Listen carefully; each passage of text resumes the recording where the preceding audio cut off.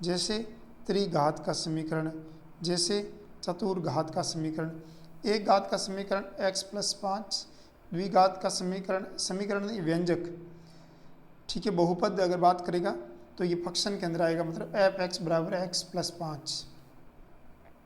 द्विघात का समीकरण पूछे तो एफ एक्स बराबर हमारे पास हो जाएगा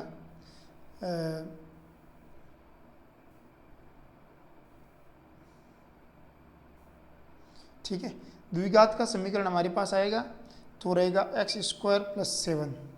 ठीक है, तो जैसे ही आगे बढ़ते हैं, त्रिघात का समीकरण मतलब 3 घात हो जाएगी तो उसके अंदर x cube plus 7x square plus 8x plus 5, ये त्रिघात का समीकरण। इस प्रकार के चतुर्घात का समीकरण, पंचघात का समीकरण, कितने भी घात का समीकरण बनाया जा सकता है। ठीक है, अब आगे हम लोग पढ़ते हैं बहुपद समीकरण क्या होता है, इक्वेशन क्या होती है, रूट्स क्या होती है इसकी। देखो, पोलोनोमियल इक्वेशन टॉपिक का नाम है हमारे पास। इक्वेशन पढ़ने से पहले हम लोग एक समझ लेते हैं बहुपद, हाँ एक अंतर समझ लेते हैं। एक तो होता है द्विघात समीकरण,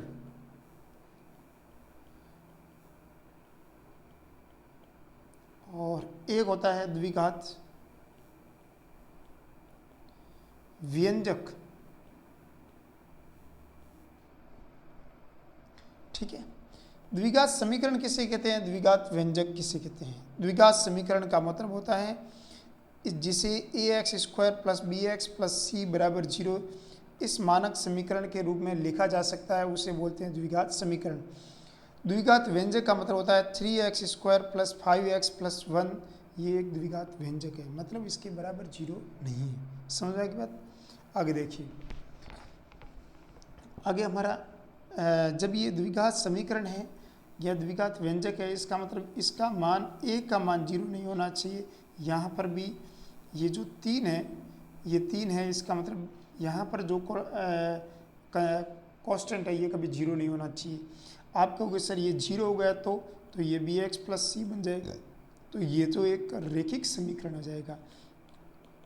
एक घात के समीकरण को बोलते हैं रेखिक समीकरण। ठीक है, ओके।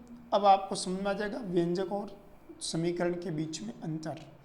व्यंजक और समीकरण के बीच में यह अंतर होता है कि व्यंजक में तो बराबर 0 नहीं रहता है, यहाँ पर बराबर 0 रख के इसके रूट्स निकाले जा सकते हैं। अब आप समझते हैं कि रूट्स कैसे निकालेंगे, उसके बारे में पढ़ेंगे। जब इस देखो मेरी बात सुनिए, जितनी x की जितनी घात होती है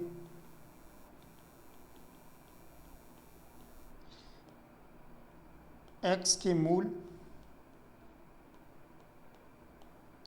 उतने ही होते हैं। ये बात समझ में आ गई आपको। जैसे x square plus 7x plus 8 बराबर 0 है, यानी x की घात कितनी है 2, इसका मतलब रूट्स कितने हैं इसके। समझ में आ गई बात। आगे देखो मूल कैसे निकालते हैं, द्विघात समीकरण के मूल कौन से सूत्र से लगाते हैं।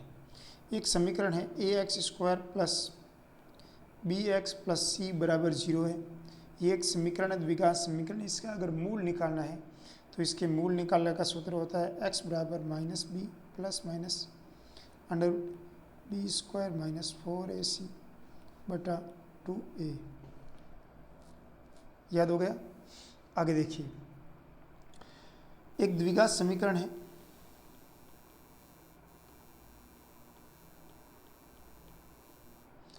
जिसके मूल आपको दे रखे हैं, तो उसका समीकरण आप कैसे निकालेंगे। पहले तो मूल निकालना समझ लेते हैं। ये इस सूत्र का नाम है, इस सूत्र का नाम है अपने श्रीधर आचार्य सूत्र,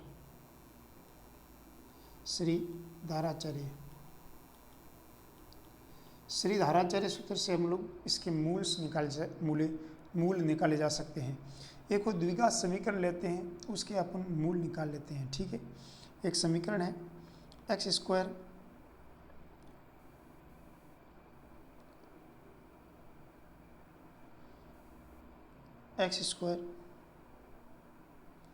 -3x + 2 = 0।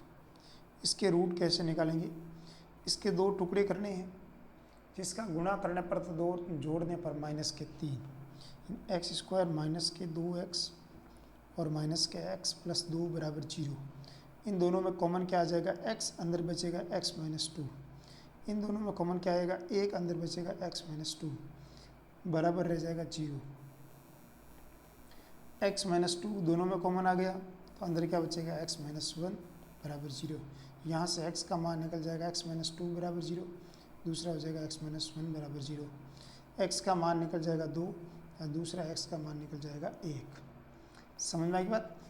तो ये इसके मूल है, ठीक है। एक समीकरण है, अपन निकाल लेते हैं जिसके मूल निकालना अपन सीख रहे। 2x² - 13x + 15 = 0। ये कुछ समीकरण है, इसके मूल अपन श्रीधराचार्य सूत्र से निकाल लेते हैं, श्रीधर आचार्य सूत्र से निकाल देते हैं। सब जानते हैं कि श्रीधराचार्य सूत्र क्या होता है। x बराबर होता है -b ± √b² - 4ac/2a। अब सब जानते हैं कि यहाँ पर ये होता है a, ये होता है b, ये होता है c। इसके मान इस समीकरण के अंदर रखें, सूत्र के अंदर रखें तो -13 + -13 का स्क्वायर 169 -4, a का मान हो जाएगा 2 और c का मान हो जाएगा 15/2 × 2, ठीक है। जब इसका मान इसमें रखेंगे तो कितना आ जाएगा? प्लस का 13 ± 169 और 120 बटा हो जाएगा 4। जब इसमें 169 में से 120 घटा देंगे तो कितना रह जाएगा? प्लस माइनस 169 माइनस ये घटा दीजिएगा 49 रह जाएगा और बटा 2 हो जाएगा। 49 का रूट क्या होता है? 49 का रूट होता है 13 प्लस माइनस 49 का रूट होता है 7 बटा हो जाएगा 2। x का मान एक बार तो जोड़ेंगे और एक बार घटा देंगे। जब एक बार घटा देंगे एक बार जोड़ेंगे तो इसके 2 रूट्स में आ जाएंगे, ठीक है। दोनों चिन्ह लिया तो एक बार प्लस का चिन्ह लिया तो यहाँ पर ये जोड़ा तो ये 20/2 यानी 10 आ जाएगा। और जब ये घटाया तो कितना हो जाएगा? यहाँ पर 5 अरे 3 और देखिए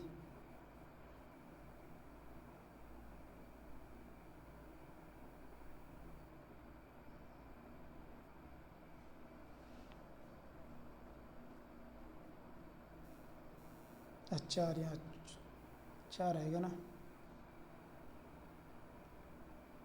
ठीक है। और यहाँ पर भी 4 आ जाएगा और यहाँ पर भी 4 आ जाएगा।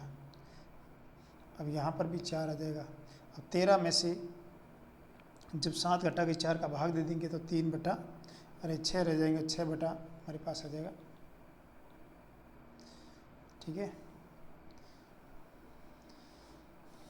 तो ये हो जाएगा 6/4। 6/4 कितना होता है यहाँ पर? 3/2। ये 2 आंसर आ गया, इसको 10/2 5 आ जाएगा इसका मान 13, ठीक है। तो यहाँ पर इसके रूट्स कितने निकल जाएंगे? इसके जो मूल है वो हमारे पास निकल गया। एक तो आ गया 5, एक आ जाएगा 3/2। ऐसे मूल भी निकाल सकते हैं, ठीक है। तो इस प्रकार अपन मूल भी निकाल सकते हैं। मूल निकालने का तरीका मैंने आपको सिखा दिया। अब आगे की तरफ बढ़ते हैं, ठीक है। अब हम लोग ये जो सूत्र है उसके अंदर x बराबर -b ± √b² - 4ac/2 है। इस मूल के अंदर वो जी इसे बोलते हैं, अंदर वाला जो रूट्स के अंदर वाला पोर्शन होता है इसे बोलते हैं डी यानी डिस्क्रिमिनेंट विभक्ति कर,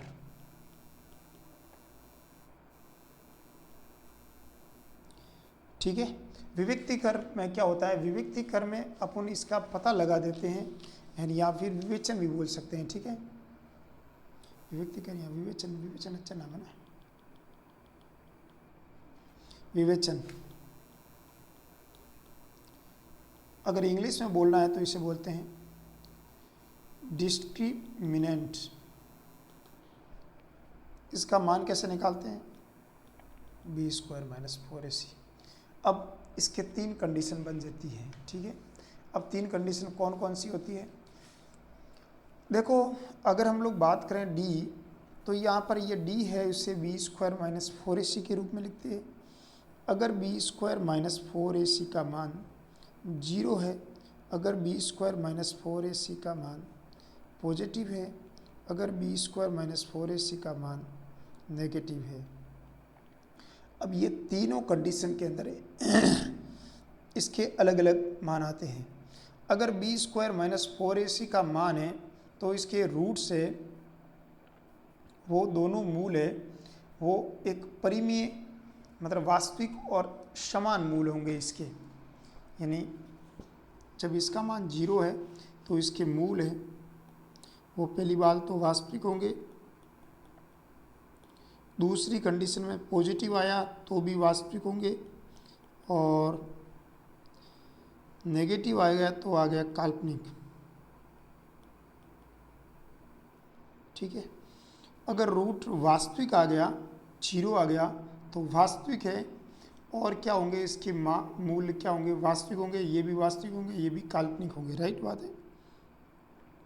अब अगर हम लोग बात करें मूल, इसके जो रूट्स अपन ने निकाले इसके रूट्स को वास्तविक है तो मूल अगर वास्तविक है और यहाँ पर अगर यहाँ पर 0 रखें तो मूल समान भी हो जाएंगे, क्योंकि 0 को जोड़ने और घटाने पर कोई प्रभाव नहीं पड़ेगा, और यहाँ पर भी असमान होगा और यहाँ पर भी असमान होगा। ये इसके रूट है। ठीक है, अब आप कहोगे सर यहाँ पर ये परिमेय होंगे अपरिमेय होंगे, उसका अगर हम पता लगाना है ना तो देखा जाए तो जैसे यहाँ पर अगर हम बात करें ये समान, ये असमान, ये भी असमान होगा रूट्स। ठीक है, समान नहीं होंगे रूट्स। जब 0 आ गया नेगेटिव आ गया तो असमान ही होगा। अब यदि बी स्क्वायर माइनस 4ac का मान, यदि बी स्क्वायर माइनस 4ac का मान, यदि बी स्क्वायर माइनस 4ac का मान पूर्ण वर्ग है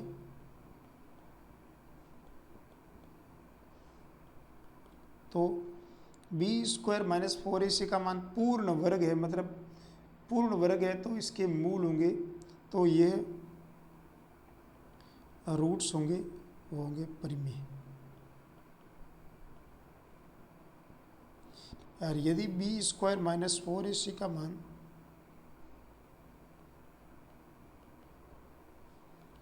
पूर्ण वर्ग नहीं है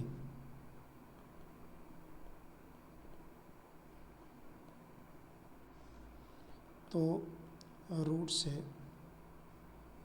वो अपरिमेय होंगे।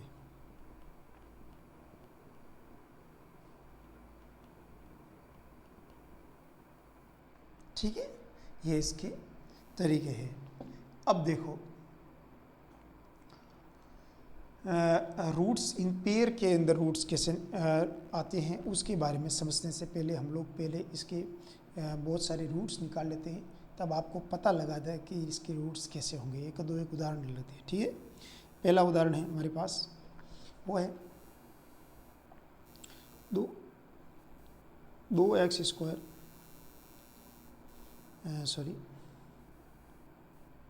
2x square minus 9x plus 7 बराबर 0। अब बी स्क्वायर माइनस 4ac का मान कितना आ जाएगा हमारे पास, 9 का स्क्वायर माइनस 9 का स्क्वायर 81 इंटू 4 इंटू 2 इंटू 7, और इसका मान हमारे पास आ जाएगा 81 माइनस 8 अतः 56, 8 अतः 56। अब ये घटाएंगे तो कितना हो जाएगा 25। अब 25 आ गया इसका मान, तो ये तो एक पूर्ण वर्ग है, अतः इसके रूट्स होंगे, इसके मूल होंगे वो परिमेय होंगे और असमान होंगे।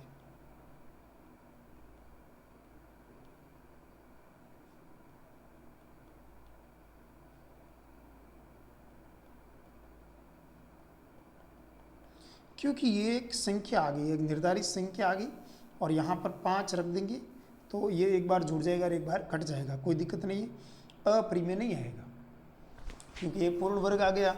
इसका 25 का रूट तो निकलता है 5 होता है, तो 5 को एक बार जोड़ के एक बार घटा के इसका मान लिख देंगे। ठीक है, ये एक एग्जाम्पल आ गया। दूसरा एक एग्जाम्पल और रहते हैं, वो है हमारे पास 2x² माइनस 6x प्लस 3 बराबर 0। इसके रूट्स कैसे निकालेंगे? तो b² माइनस 4ac। जब इसको सॉल्व करेंगे तो यहाँ पर हो जाएगा हमारे पास -6 का स्क्वायर 36 इंटू 4 इंटू 2 इंटू 3। जब इसको घटाएंगे तो कितना हो जाएगा? 36 माइनस 24, पीछे रह जाएगा 12। और 12 का रूट हमारे पास एक परफेक्ट रूट नहीं है, मतलब पूर्ण वर्ग नहीं है। इसका मतलब ये हुआ कि इसके मूल होंगे, इसके मूल अपरिमेय होंगे और असमान होंगे। क्या होंगे? अपरिमेय और असमान। ये भी आपको ध्यान में रखना है, ठीक है। अगला एक और एग्जांपल ले लेते हैं, जिसके अंदर है 2x² माइनस 6x प्लस 7 बराबर 0 है। इसके रूट्स कैसे निकालेंगे? तो -6 का स्क्वायर माइनस 4 इंटू 2 इंटू 7। जब इसको सॉल्व करेंगे तो यहाँ पर हो जाएगा -20। -20 आ गया तो इसका मान नेगेटिव आ गया। जब इसका मान नेगेटिव आ गया तो इसके मूल होंगे वो काल्पनिक होंगे और असमान होंगे।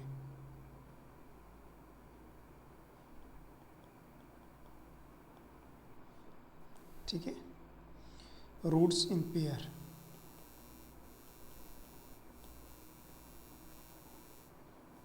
मतलब युग्मों के रूप में मूल, युग्मों में मूल।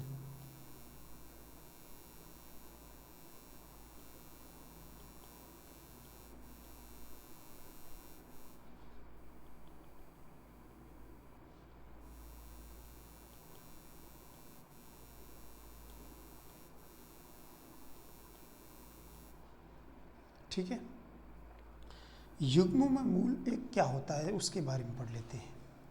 युग्मों के अंदर मूल का मतलब होता है यदि कोई रूट्स आपके काल्पनिक रूट निकलता है, यदि किसी में काल्पनिक रूट निकलता है तो उसका मतलब ये हुआ, जब काल्पनिक रूट निकलता है यानी काल्पनिक मूल निकलता है, उससे यह साबित होता है कि इसके रूट होंगे वो पेयर के अंदर होंगे। पेयर का मतलब होता है जोड़े के अंदर होंगे। जैसे अगर एक रूट अगर अल्फ़ा प्लस आयोटा बीटा निकला तो दूसरा सदैव अल्फ़ा माइनस आयोटा बीटा निकलेगा, राइट। ऐसे जोड़े के अंदर होंगे। सिंबल का फर्क रहेगा। किसके अंदर आगे सिंबल का फर्क रहेगा? आयोटा के आगे सिंबल का फर्क रहेगा। जैसे मैं आपकी बात करूं, यानी कि इस प्रकार की बात रहेगी। अब देखो, मूलों के बीच में संबंध रूट्स कैसे निकालते हैं? देखो, एक मानक समीकरण होता है ax² plus bx plus c बराबर क्या रहता है? 0। अब आपके पास यदि मूलों का गुणनफल है और मूलों का योगफल है, उसका सूत्र होता है मूलों का योग और मूलों का गुणन।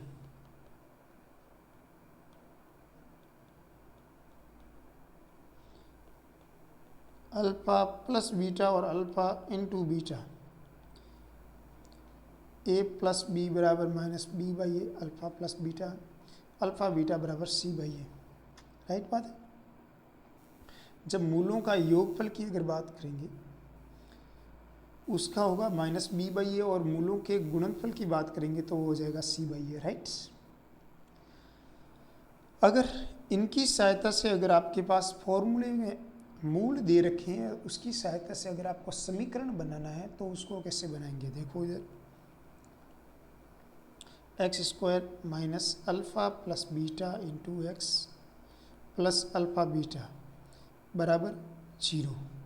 जैसे यहाँ पर अपन बात करेंगे कि x² माइनस अल्फ़ा बीटा की अगर बात करें, अल्फ़ा प्लस बीटा की अगर बात करें तो उसका मान यहाँ पर माइनस बी बाई ए होता है।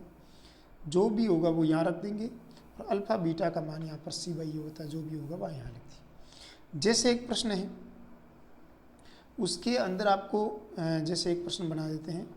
जैसे एक प्रश्न है एक द्विघात एक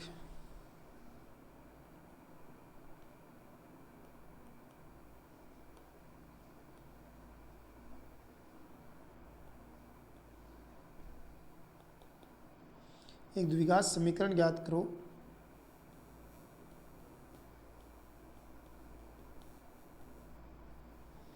जिसमें मूलों का योग 5 और गुणनफल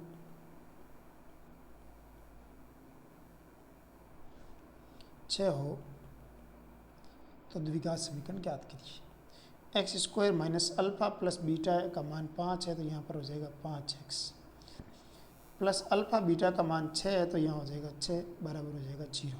यानी द्विघात समीकरण क्या हो जाएगा, x square minus 5x plus 6 बराबर 0। आंसर ये इसके रूट निकालना। ठीक है,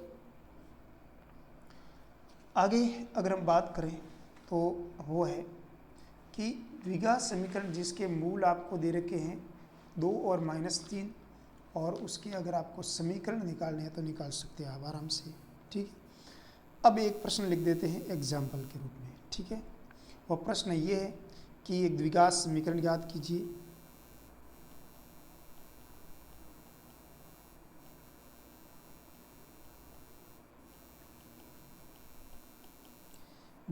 जिसका एक मूल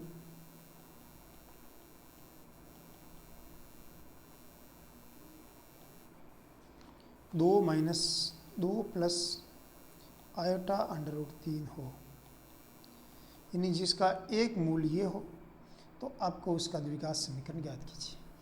द्विघात समीकरण का सूत्र होता है x square minus alpha plus beta into x plus alpha beta बराबर होता है 0।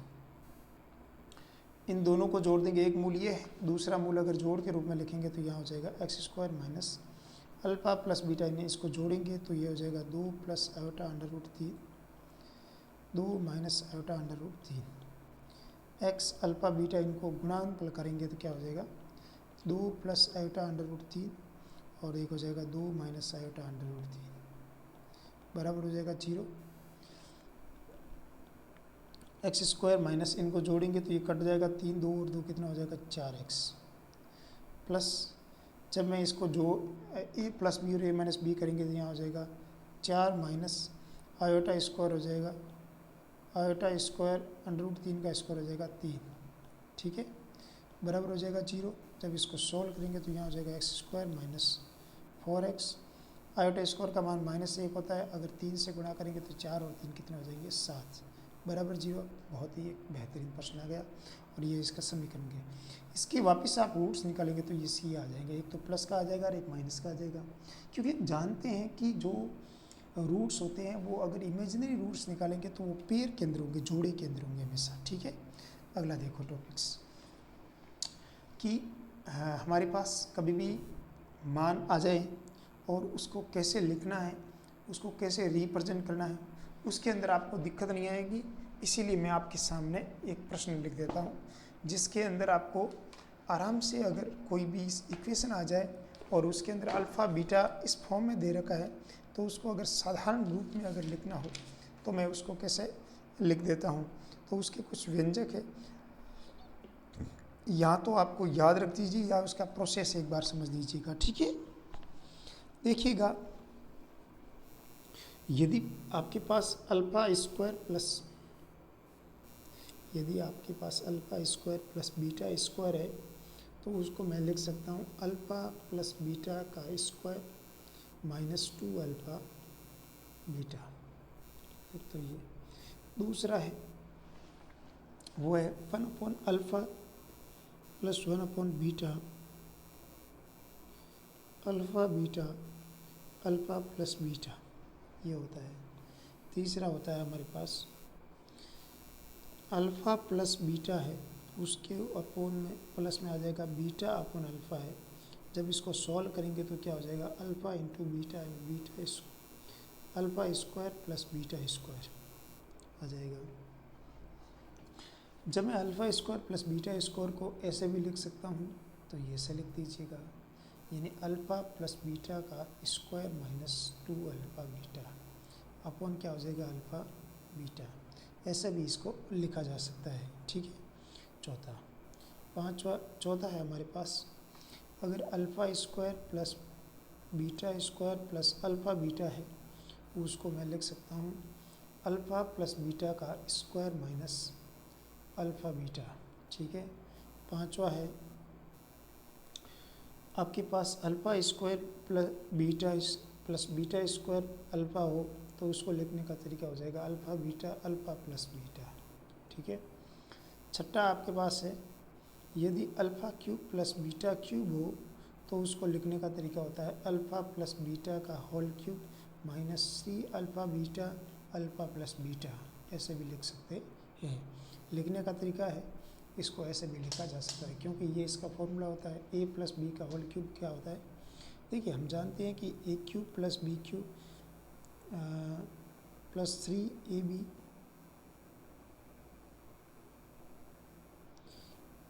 ए प्लस बी, ये होता है ए प्लस बी का होल क्यूब का फॉर्मूला।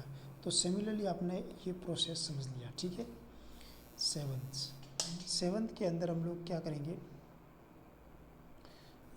अल्फ़ा अपॉन बीटा का square plus beta upon alpha का स्क्वायर, इसको कैसे लिखेंगे, तो इसको लिखने का तरीका होता है अल्फ़ा स्क्वायर प्लस बीटा नहीं sorry alpha square beta square upon में आ जाएगा alpha square plus beta square के ऊपर स्क्वायर माइनस 2 अल्फ़ा बीटा का होल स्क्वायर। ठीक है। तो आप इसको ऐसे भी लिखे जा सकते हैं। राइट बात है। तो कुछ चीज़ के लिखने के तरीके हैं, इसके वेव्स है, उसको आपको समझना होगा। ठीक है। आगे देखिए, यदि आपके पास alpha square alpha minus beta है, उसको कैसे लिखेंगे अल्फ़ा प्लस बीटा या अल्फ़ा और बीटा के फॉर्म में, तो उसको लिख सकते हैं अपन, यानी अगर मैं इसका होल स्क्वायर खोलूँ तो इसको लिख सकते हैं अल्फ़ा प्लस बीटा का whole square minus 4 alpha beta लिखना पड़ेगा। अब मेरे को कभी भी अल्फ़ा इंटू अल्फ़ा बीटा चाहिए, तो मैं इधर रूट लगा दूंगा, तो यहाँ हो जाएगा अल्फ़ा प्लस बीटा का स्क्वायर माइनस 4 अल्फ़ा बीटा। ऐसे भी इसको लिख सकते हैं। राइट बात है। यदि आपके पास कोई क्वांटिटी, ये जब भी हमें ना सब alpha beta alpha plus beta इस फॉर्म में लिखते हैं, क्यों, क्योंकि हमारे पास जो मानक समीकरण होता है उसके अंदर हमने पढ़ा था कि मूलों का योगफल और मूलों का गुणनफल होता है, उसका मान हमारे को दे रखा होगा। ठीक है। तो इसीलिए हम लोग ये सब कुछ कर रहे हैं। यदि आपके पास अच्छा अल्फ़ा माइनस बीटा, यदि आपके पास 1 upon alpha plus 1 upon beta दे रखा होगा, तो कैसे सॉल्व करेंगे इसको, alpha beta upon alpha plus beta, इसको सॉल्व कैसे कर देंगे। राइट बात है। अब अगला एग्जाम्पल ले लेते हैं 9। X square minus 2x plus 3 बराबर 0। इसकी रूट से अल्फ़ा और बीटा, अब आपको पता लगाना है कि अल्फ़ा और बीटा का मान कितना है। यहाँ आप एक काम करो, इसके रूट्स अल्फ़ा और बीटा है, और आप मेरे को पता लगा के बता दो कि alpha upon beta plus beta upon alpha है, उसका मान कितना होगा। तो आप एक काम कर दीजिएगा, alpha into beta alpha square plus beta, इसको सॉल्व करेंगे तो इसको लिख सकते हैं अल्फ़ा माइनस बीटा का अल्फ़ा प्लस बीटा का whole square minus alpha minus beta का स्क्वायर। मतलब देखो ये अल्फ़ा प्लस बीटा फॉर्मूला एक सॉल्व करेंगे, एक हो जाएगा alpha beta, a plus B बराबर माइनस बी बाई ए, यानी 4/1 हो जाएगा। अल्फ़ा बीटा बराबर सी बाई ए, मतलब 3 हो जाएगा। राइट बात है। जब इसको सॉल्व करेंगे तो अल्फ़ा प्लस बीटा का स्क्वायर मतलब 16,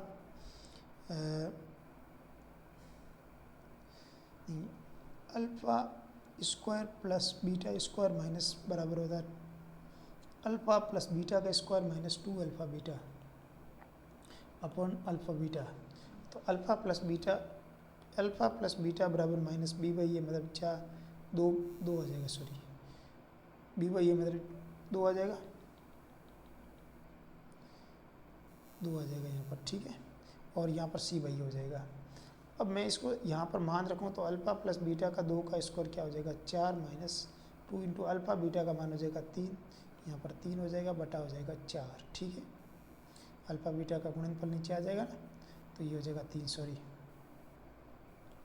3 जब इसको सॉल्व करेंगे तो 4 - 6/3 हो जाएगा और यहाँ पर हो जाएगा -2/3 आंसर।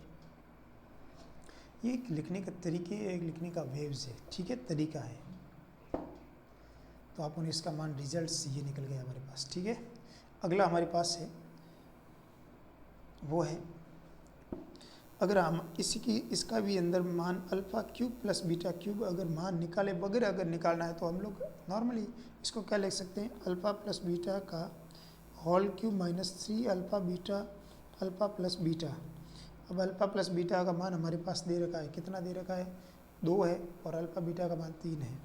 अल्फ़ा प्लस बीटा का मान 2 है और अल्फ़ा बीटा का मान 3 है, अल्फ़ा प्लस बीटा का मान 2 है। 3 का क्यूब 8 हो जाएगा, 9 × 2 हो जाएगा 18, और 9 - 8 - 18 बराबर कितना हो जाएगा, -10 हो जाएगा। राइट बात है। आगे चलिए बच्चे, हमारे पास अब हम लोग वेरी इम्पोर्टेंट चीज़ की तरफ चलते हैं, और वो चीज़ है हमारे पास अगली हेडिंग बहुत ही अच्छी है, और उसको आप आराम से उसको समझिएगा, और उसकी आपको टेबल बनानी है। तो टेबल बनाने से पहले आप एक लिखिए, एक समीकरण होता है, द्विघात समीकरण होता है, उसका मानक समीकरण होता है ax² + bx + c बराबर होता है 0। x² के गुणनफल को a कहते हैं, b² के कोफिशिएंट को b कहते हैं, और अचर पद को c कहा जाता है। राइट बात है। अब अगर हम लोग बात करें आगे की तरफ की, तो वो होता है हमारे पास इसको सोल्व करना है। अगर इसको सोल्व करना है तो कैसे सोल्व करेंगे, ये द्विघात समीकरण होता है, इसको सोल्व करना है तो एक कंडीशन होती है। वो कंडीशन क्या होती है, पहला कि a + b + c बराबर अगर 0 हो तो इसको कैसे सोल्व करेंगे, और ये इसकी कंडीशन है। एक काम करेंगे, सॉरी,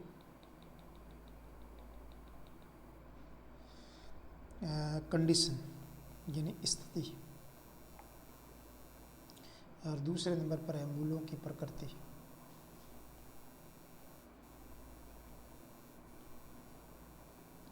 मूलों की प्रकृति,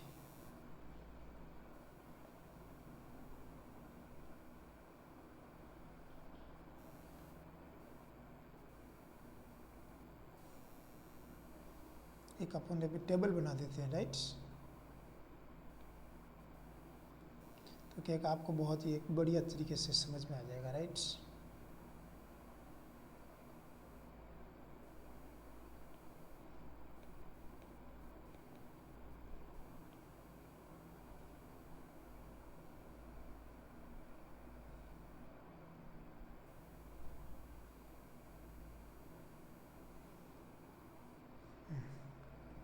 ठीक है, मैं कंडीशन लिख देता हूँ, इधर मूलों की प्रकृति लिख दूंगा। राइट बात है। तो देखिए, एक कंडीशन ऐसी आती है, अगर a + b + c का मान यदि 0 हो तो इसके रूट्स कैसे निकलेंगे, इसकी मूलों की प्रकृति कैसी होगी। पहला है एक मूल रह जाएगा, और दूसरा इसका मूल निकल जाएगा, वो आ जाएगा c/a। और वेरी वेरी इंपॉर्टेंट है, आप इसको आराम से याद रख दीजिएगा। अगला हमारे पास है, ये तो पहली है। दूसरी है, यदि b का मान 0 है तो इसके मूल कैसे होंगे, तो मूल एक दूसरे के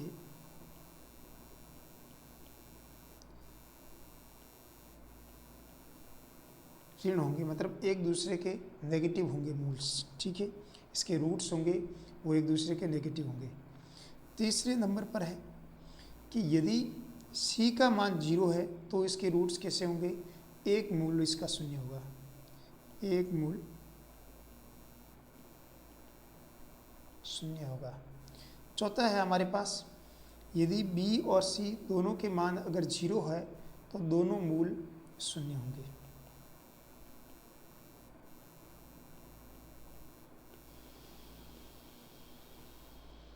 ठीक है, तो यदि a बराबर c हो तो क्या हो जाएगा, तो इसके रूट्स होंगे मूल एक दूसरे के व्युत्क्रम, मतलब बट्टा में रहेंगे एक दूसरे के, ठीक है। अगर ए और सी ऑपोजिट सिंबल मतलब विपरीत चिन्ह हो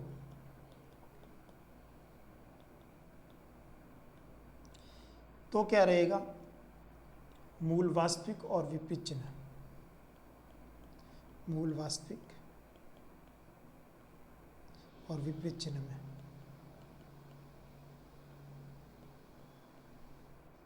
ठीक है। सेवंथ में रहेगा यदि बी स्क्वायर माइनस 4ac का मान 0 से बड़ा हो तो मूल वास्तविक और दोनों ऋणात्मक,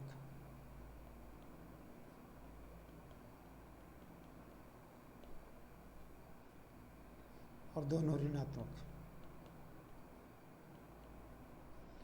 दोनों नेगेटिव होंगे, राइट बात है। ये बात तो आपको ए बी सी के तीनों के अगर ये पॉजिटिव रहना चाहिए, और दूसरी एक कंडीशन उसके अंदर शामिल और है, और ए बी सी तीनों के समान चिन्ह, तीनों के चिन्ह समान, ठीक है। और अगला है हमारे पास वो रहेगा, 7 हो गया। 8वां देखो, 8वां है हमारे पास, वो है यदि बी स्क्वायर माइनस 4ac का मान 0 से तो बड़ा लेकिन ए और सी समान चिन्ह, परंतु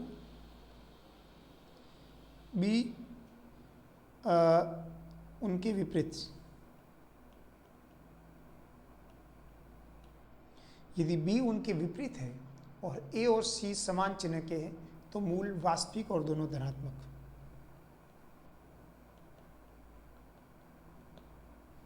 और दोनों जो दोनों मूल आएंगे वो आएंगे पॉजिटिव, ठीक है। अगर 9 नंबर पर है बी का मान 0 और ए और सी समान चिन्ह है तो काल्पनिक संयुग्मी मूल, काल्पनिक मूल होंगे और मूल होंगे वो आपस में संयुग्मी रहेंगे।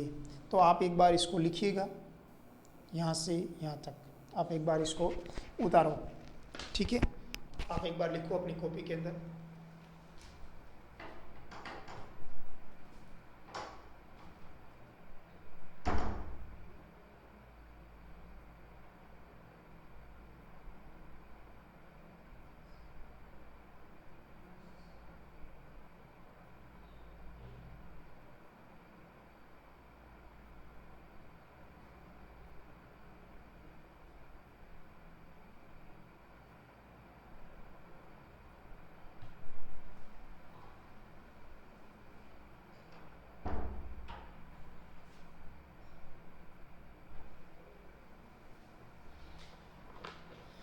तो एक बार लिख दिया आपने, मेरे हिसाब से लिख दिया होगा।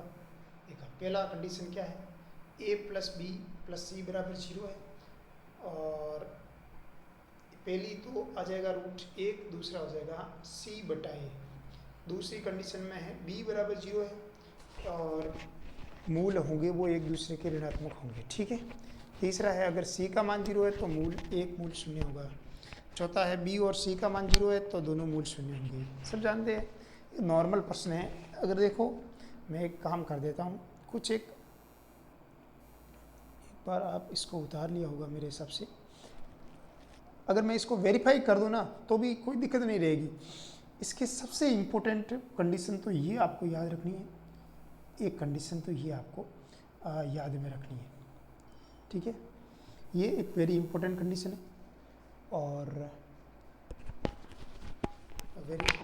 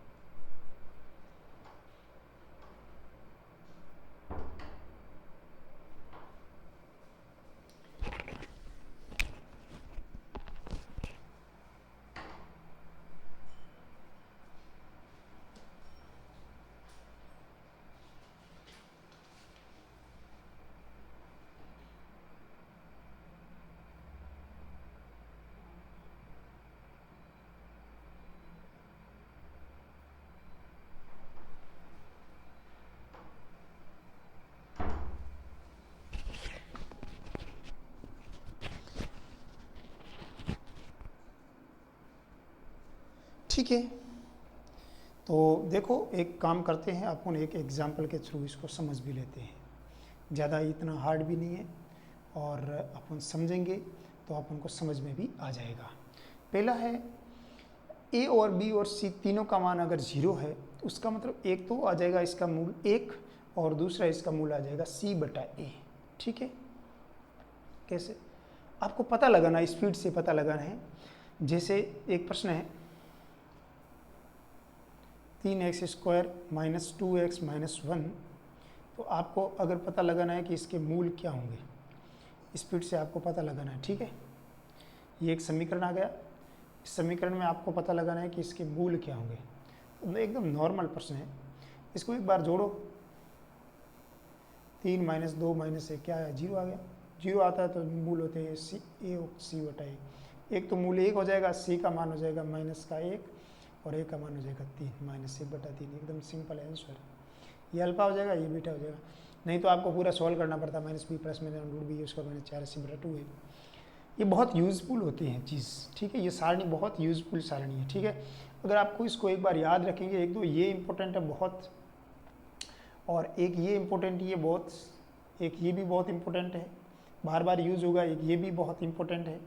ये तो एकदम नॉर्मल है, बी और सी दोनों 0 होंगे, इसका मतलब x² के ax² बराबर 0 है तो x² बराबर 0, x बराबर प्लस माइनस 0। एक होता है ए और सी का मान 0 है, इसका मतलब इसके मूल ये व्युत्क्रम आएंगे। ये बहुत इंपॉर्टेंट है, इस चीज़ को बड़ा आराम से समझेंगे। और यदि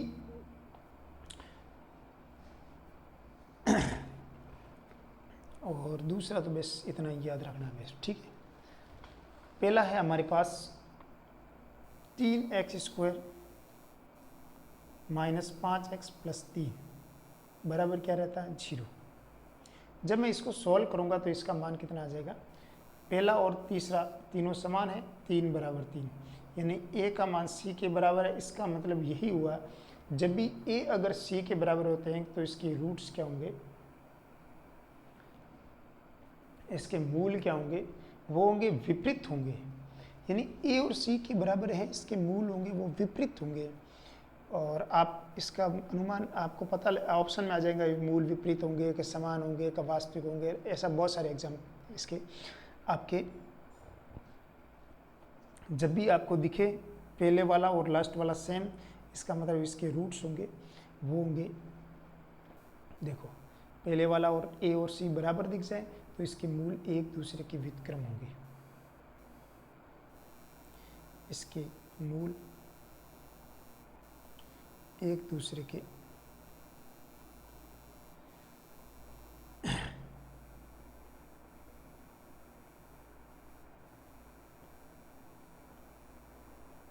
ठीक है, मूल एक दूसरे के व्युत्क्रम होंगे, मतलब इसके मूलों के बीच में है जो व्युत्क्रमता का इसका में पालन होगा। ठीक है, जैसे अगर आपको वैसे कैसे आप इसका रूट्स निकाल के बताइएगा, तो मैं एक काम करूँगा,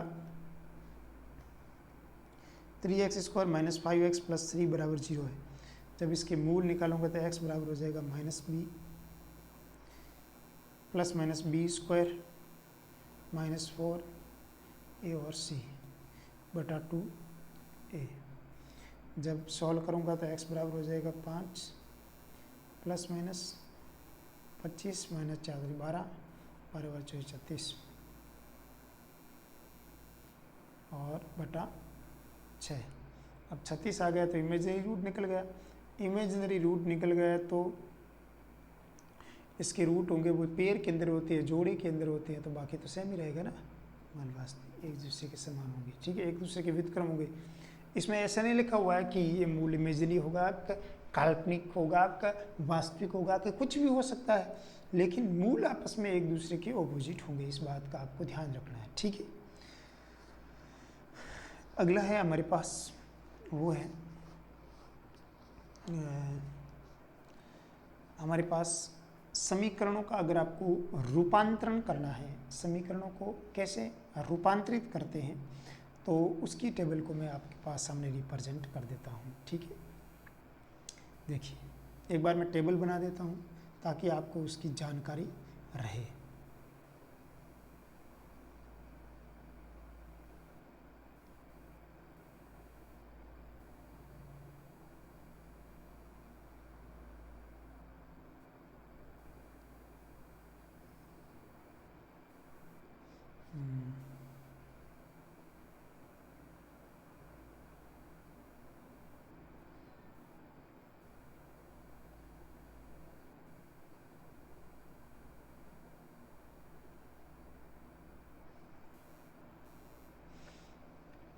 पहला है मूल,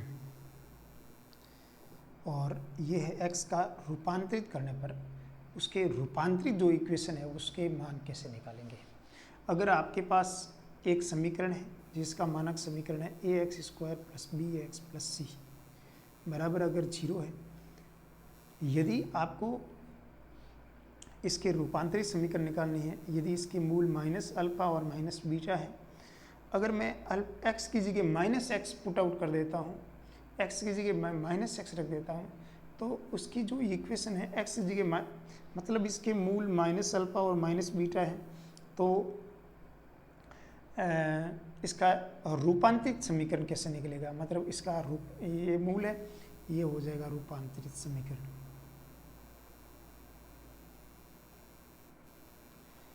रूपांतरित समीकरण तो एकदम नॉर्मल है, अगर मूल माइनस अल्फा और